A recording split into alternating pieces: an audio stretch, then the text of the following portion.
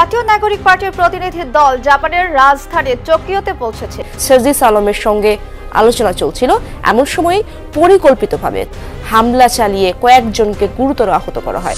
সার্জিস আলম উনি এবং নাসিরউদ্দিন পাটোয়ারি তারা স্বঘোষিত রাজাকার, তারা পুলিশ হত্যা করেছে, তারা বাঙালিকে গণহত্যা করেছে, তারা জাপানে এসেছে। আমরা জাপান আওয়ামী লীগ তাদেরকে বয়কট করেছি এবং তারা পালিয়ে এখন আছে, তাদেরকে আমরা অবরোধ করেছি।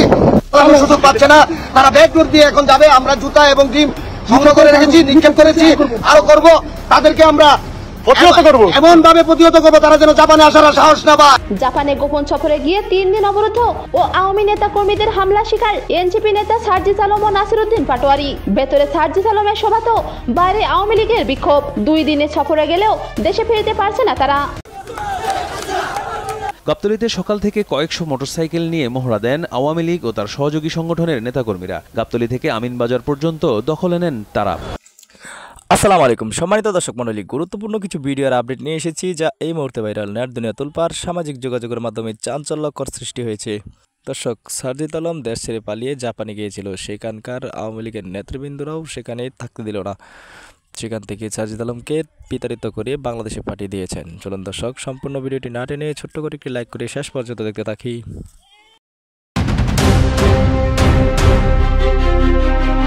জাতীয় নাগরিক পার্টির প্রতিনিধি দল জাপানের রাজধানী টোকিওতে পৌঁছেছে। সার্জিস আলমের সঙ্গে আলোচনা চলছিল, এমন সময় পরিকল্পিতভাবে হামলা চালিয়ে কয়েকজনকে গুরুতর আহত করা হয়। সার্জিস আলম উনি এবং নাসিরউদ্দিন পাটোয়ারি তারা স্বঘোষিত রাজাকার, তারা পুলিশ হত্যা করেছে, তারা বাঙালিকে গণহত্যা করেছে, তারা জাপানে এসেছে। আমরা জাপান আওয়ামী লীগ তাদেরকে বয়কট করেছি এবং তারা পালিয়ে এখন আছে, তাদেরকে আমরা অবরোধ করেছি।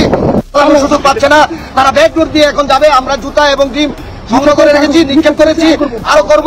তাদেরকে আমরা এমন ভাবে প্রতিহত করবো তারা যেন জাপানে আসার সাহস না পায়। জাপানে গোপন সফরে গিয়ে 3 দিন অবরুদ্ধ ও আওয়ামী নেতা কর্মীদের হামলা শিকার এনসিপি নেতা সার্জিস আলম ও নাসিরউদ্দিন পাটোয়ারি। ভেতরে সার্জিস আলমের সভা তো বাইরে আওয়ামী লীগের বিক্ষোভ। 2 দিনের সফরে গেলেও দেশে ফিরতে পারছে না তারা।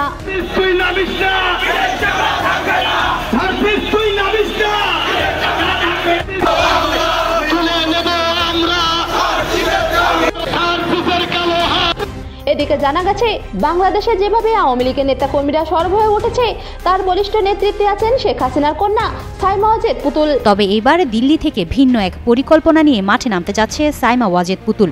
অপারেশন চক্রবালের টার্গেট 3 মাসের মধ্যে যে কোনো দিন 20 থেকে 30 লাখ লোক ঢাকায় জড়ো করে সরকারকে বেকায়দায় ফেলা। এই স্বপ্নে বিভোর হয়ে আছেন তাদেরকে বলবো যে এটি আপনাদের দুঃস্বপ্ন।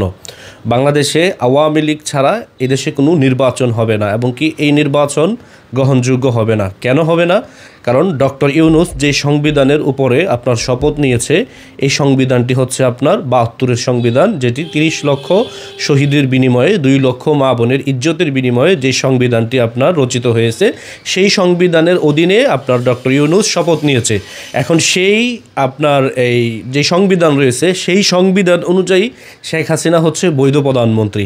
কারণ এই সংবিধানের আলোকেই কিন্তু বাংলাদেশে একটি নির্বাচন হয়েছিল। সেই নির্বাচনে শেখ হাসিনা প্রধানমন্ত্রীর পদে শপথ নিয়েছিল আপনার সংবিধান ছুঁয়ে। এখন যে নির্বাচনের কথা বলা হচ্ছে, এই নির্বাচন কখনো গ্রহণযোগ্য হবে না আওয়ামী লীগ ব্যতীত। এবং আওয়ামী লীগ ব্যতীত আপনার এই নির্বাচন গ্রহণযোগ্য হবে না, সেটার জন্য আওয়ামী লীগ কী করবে সামনে?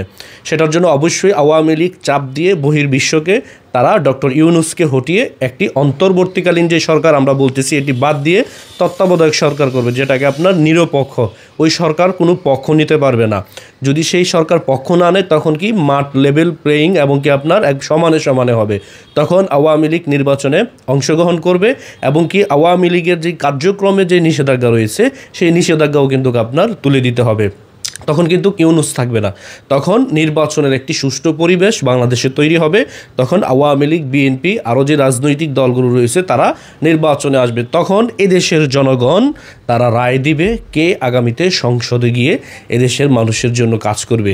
কিন্তু এখন যারা ইতিমধ্যে স্বপ্নে বিভোর হয়ে আছেন যে আমরা ক্ষমতায় চলেই আসছি, যদি এই পরিস্থিতি দেখেন, আমি আপনাদেরকে বলবো ডাকসুর নির্বাচনের দিকে তাকান। এইভাবে যদি চলতে থাকে তাইলে আপনাদের ক্ষমতার মুখ যারা বিএনপি করেন, আপনাদের আর দেখতে হবে না। আপনারা যদি মনে করেন যে আমরা ক্ষমতায় চলে আসছি, তাহলে এটি আপনারা ঘুমের মধ্যে মানুষ স্বপ্ন দেখে না, স্বপ্ন যখন দেখে তখন ভালোই লাগে, যখন আপনার সজাগ হয় তখন দেখে যে কিছুই না। এই স্বপ্নে যদি আপনারা বিভোর হয়ে থাকেন তাহলে সেটি আপনারা ভুল করবেন। কারণ আওয়ামী লীগও নির্বাচন করেছিল, দামি প্রার্থী এই প্রার্থী দিয়ে নির্বাচন করেছিল, কারণ আওয়ামী লীগ এই দেশে কাজ করছে, এর জন্য মানুষ সেই সময়টাতে অ্যাকসেপ্ট করে নিয়েছে।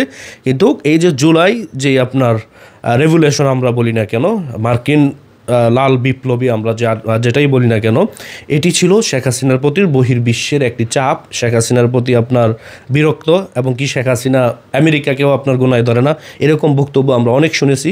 কারণ শেখ হাসিনার সাহসিকতার যে বক্তব্য এগুলো আমরা আগে দেখেছি। শেখ হাসিনা বলছে যে আমেরিকা যার বন্ধু তারা শত্রু প্রয়োজন নয়, এই বক্তব্য অনেক আমরা শুনছি। সেন্ট মার্টিন চায়, এটি সত্য। এই জন্য শেখ হাসিনাকে ক্ষমতা থেকে চলে যেতে হয়েছে। তার মানে এই না যে আওয়ামী লীগ এই দেশে ক্ষমতায় আসবে না, অবশ্যই আসবে। আওয়ামী লীগ জনগণের ম্যান্ডেট নিয়ে আসবে, এটা আপনাদেরকে জানিয়ে দিতে চাই যে আপনারা নিশ্চিত থাকেন যে আগামী নির্বাচন এমন একটি সময়ে নির্বাচন হবে যেই সময়টাতে আপনার আওয়ামী লীগের নিয়ন্ত্রণে সব কিছু থাকবে।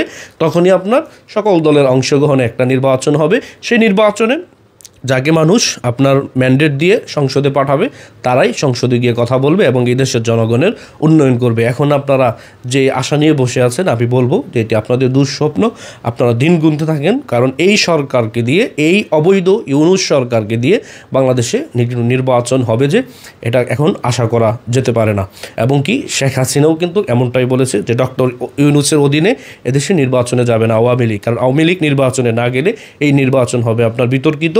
কারণ আওয়ামী লীগ হচ্ছে বাংলাদেশের প্রথম রাজনৈতিক দল, বাংলাদেশ সৃষ্টিতে এই দলের ভূমিকা রয়েছে এবং এই দেশ স্বাধীনে এই দলের ভূমিকা রয়েছে। অতএব এই দল ছাড়া যদি বাংলাদেশে নির্বাচন হয়, শেখ হাসিনার আওয়ামী লীগের অনেক দোষ থাকতে পারে বিগত শাসন আমলে, কিন্তু বর্তমান যে রেভলিউশন বা যেই রঙিন বিপ্লব আমরা বলি, এটার পরে এখন জনগণ নতুন করে ভাবতে শুরু করেছে যে তারা আসলে আগেকার সময়ে কেমন ছিল, শেখ হাসিনার শাসনামলে তারা কেমন ছিল, এটি মানুষ এখন প্রকাশ্যে অবলোকন করতেছে, মানুষ এখন সেটি বুঝতেছে।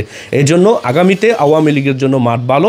আওয়ামী লীগ চাইবে সেই সুযোগকে কাজে লাগিয়ে তারা আগামীতে সংসদে তারা যাবে, এটি 100% যাবে, 100% তারা সামনে সংসদে যাবে। এজন্য আপনাদেরকে বুঝতে হবে এই দিন না, কিন্তু সামনে অনেক সময় বাকি আছে এবং কি বাংলাদেশের পরিস্থিতি, রাজনৈতিক পরিস্থিতি আরও অনেক গুলাটে হবে। যারা এখন ভাবতেছেন না যে ফেব্রুয়ারিতে নির্বাচন হবে, এটি আসলে একটি দুঃস্বপ্ন। আপাতত এতটুকুই মেসেজ দিয়ে রাখলাম আপনাদেরকে। তো দর্শক মণ্ডলী, সম্পূর্ণ ভিডিওটি দেখলেন। ভিডিওটি আসলেই গুরুত্বপূর্ণ। এরকম গুরুত্বপূর্ণ ভিডিওর আপডেট পেতে আমাদের চ্যানেলটি অবশ্যই সাবস্ক্রাইব করবেন এবং পাশে থাকা বেল আইকনটি বাজিয়ে দেবেন। সাজিদ আলম দেশ ছেড়ে পালিয়ে নেপালে চলে যাওয়ার পর সেখান থেকে আওয়ামী লীগের নেতাকর্মীরা তাকে বিতাড়িত করে আবার বাংলাদেশে ফেরত পাঠিয়ে দিয়েছেন। তো দর্শক, এরকম ভিডিও পেতে আমাদের চ্যানেলটি অবশ্যই সাবস্ক্রাইব করুন এবং আপনার মতামতগুলো এই ভিডিওর কমেন্ট বক্সে রেখে যাবেন। আজকের মতো বিদায় নিচ্ছি, দেখা হবে অন্য কোনো ভিডিওতে। সেই পর্যন্ত সবাই সুস্থ থাকুন, ভালো থাকুন। আসসালামু আলাইকুম ওয়া রাহমাতুল্লাহ।